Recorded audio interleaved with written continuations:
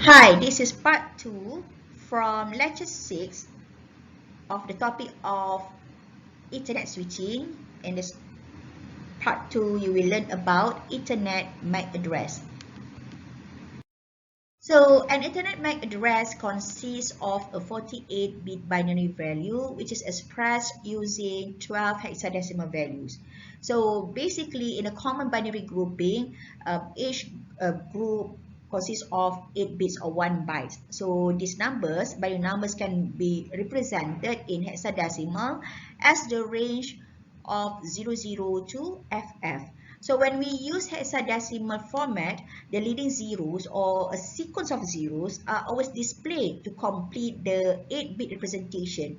For example, for a decimal value 10, so the equivalent or the conversion of it in binary is 00001010, or sometimes we just say decimal value of 10 could be converted into 1010 in binary. However, in hexadecimal, we need to display it in 8-bit representation. So decimal 10 is represented as 0A in hexadecimal. So hexadecimal numbers are often represented by the value preceded by 0x. So for example, 0x73, this is to differentiate between decimal and hexadecimal values in documentations. So I think you have looked into the memory representation in this kind of format when you learn about computer organization and architecture, where you see the memory representation in microprocessor. So aside of that, the hexadecimal format can also be represented using subscript 16 or the hex number followed by an H. So in Ethernet switching or Ethernet LAN, every network device is connected to the same shared transmission medium. So MAC address will provide a method for device identification at data link layer of the OSI model. So in many devices or in any device host, so an Ethernet MAC address is a 48-bit address expressed using 12 hexadecimal digits. So because a byte equal 8 bits, so we can also say that MAC address is 6 bytes length. So for example, it says here the MAC address consists of 48. So when you divide 48 by 8-bit each, so you will get 6 bytes. Okay, so for 1 byte will consist of 2 hexadecimal digits. So basically that's how you get 12 hexadecimal digits in each of the Ethernet MAC address. So all MAC address must be unique to the Ethernet device or Ethernet interface. So all vendor that sell Ethernet device, or when we say all vendor that sell Ethernet device, meaning all vendors that has all device that has network card must register with the IEEE.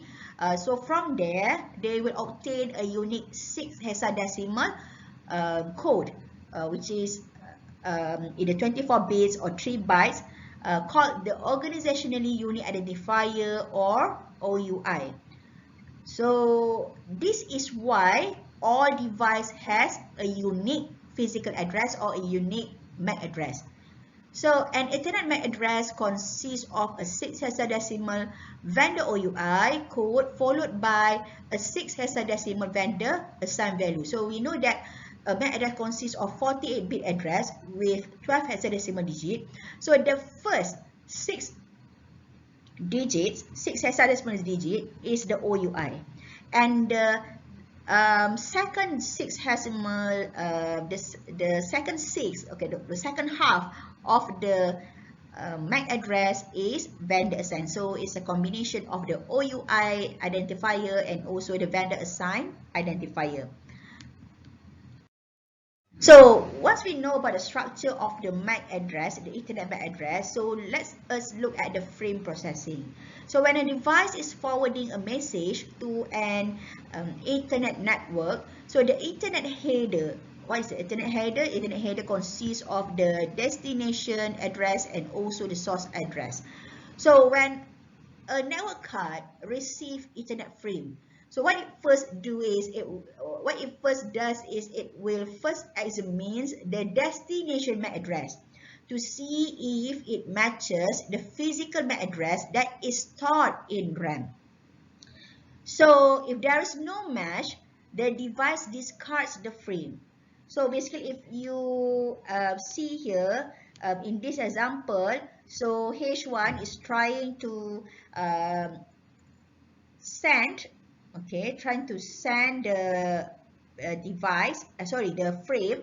So basically, when H1 when H1 is forwarding the message, so it will broadcast it to all, and then each of the receiving device will first examine the destination MAC address and see if it matches with their physical MAC address that is stored in RAM. So if there is a match, so it passes the frame up to the OSI layer where the de-encapsulation process takes place. So if you look here, so H3 says that okay, the destination address match with the physical address of H3.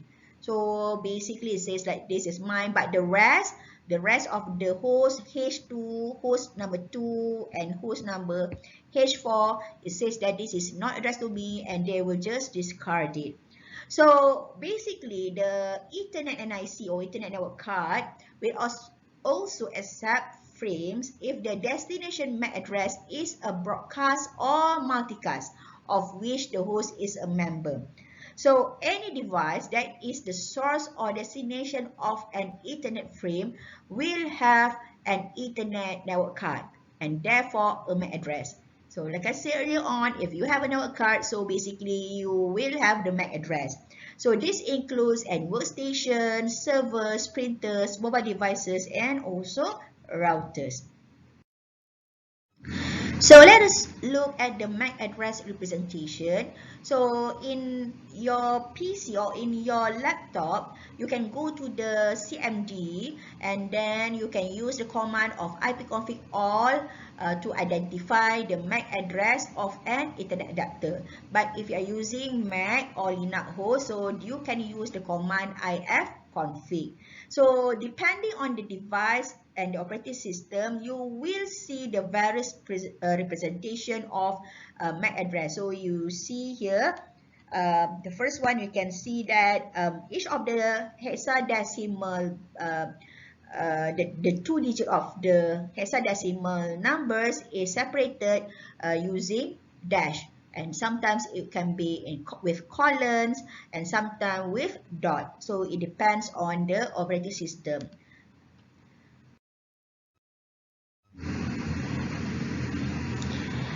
So for the frame forwarding using Ethernet MAC address, so we have different type of Ethernet MAC address, which is unicast, broadcast, and also multicast. So a unicast MAC address is the unique address that is used when a frame is sent from a single transmitting device to a single destination device. Like for example, in this diagram, the transmitting device is source host H1 and the destination device is the server, which MAC address is 0007E942AC2A. So the process that a source host uses to determine the destination MAC address associated with an IPv4 address is known as address resolution protocol, because as we knew in the first place, if the source host, which is H1, have never sent a frame to the server, so practically they do not have the information about the MAC address of the server. So in this case, ARP is needed to so that the source host can determine the destination MAC address. And if you are using the IPv6 address, so instead of IPv4, so the process of finding the MAC address, the destination MAC address, is using Neighbor Discovery Protocol. So I repeat again, if the source host never send the frame to the server or any destination host before, so if they want to map or resolve the IPv4 address, so address resolution protocol is needed. But if they want to resolve an IPv6 address into a MAC address, so basically they need a neighbor discovery protocol to resolve the address. So the source MAC address must always be a unicast, right? So if we look into the diagram again, so basically the source IP and the destination IP is the encapsulated in the data field in the frame. Okay, so now for the broadcast MAC address, an Ethernet broadcast frame is received and processed by every device on the Ethernet LAN. So the features of an Ethernet broadcast are as follows. So basically, the destination MAC address must be FFF, FFFF, FFF. So the source host will flood out all Ethernet switch ports except the incoming port. And bear in your mind that if you have the router, so the frame will not be forwarded by a router. So if the encapsulated data is an IPv4 broadcast packet, so it means that the packet contains destination IPv4 address that has all one in the host portion. So all ones in the host portion, so this numbering in the address means that all hosts on that local network or broadcast domain will receive and process the packet. So if we look into the diagram again, if you are using the broadcast MAC address, for example, like this is the first time that the source host would like to send the packet to the destination, so basically it will first send the broadcast MAC address, instead of having a unicast MAC address. So essentially, if we look into the frame format, so this is the data part, this is the data part up until user data. So the original data contains the source IP address and also the destination IP address. So you see here the destination IP. So the last octet is 255. Right, so this is what it meant by if the encapsulated data is an IPv4 broadcast packet, this means the packets contain a destination IPv4 address that has all ones, means 255, right? And we see that the broadcast MAC address here, okay, this is the broadcast MAC address, is all F. Okay, so basically this is the broadcast MAC address. Then we have another type, which is multicast MAC address. So for the multicast MAC address, there is a destination MAC address of 01005E. So if we look into the frame format here in the diagram, so you see here the first 6 digit has 01005E. So the destination MAC address of 01005E, when the encapsulated data is an IPv4 multicast packet, and a destination MAC address of 3333 when the encapsulated data is IPv6 multicast packet. So essentially here, because the destination MAC address is IPv4 packet, so that's why the destination MAC address starts with 01005E. But if it's up with 323, so it indicates that it is an IPv6 multicast packet. So there are other reserved multicast destination MAC address for when the encapsulated data is on IP, such as spanning tree protocol. And when we have multicast MAC address, it will flood it out all internet switch port except the incoming port. So this is the incoming port. Okay, so this is the incoming port. Unless the switch is configured for multicast snooping. And another thing is, multicast MAC address will not be forwarded by a router unless the router is configured to route multicast packet.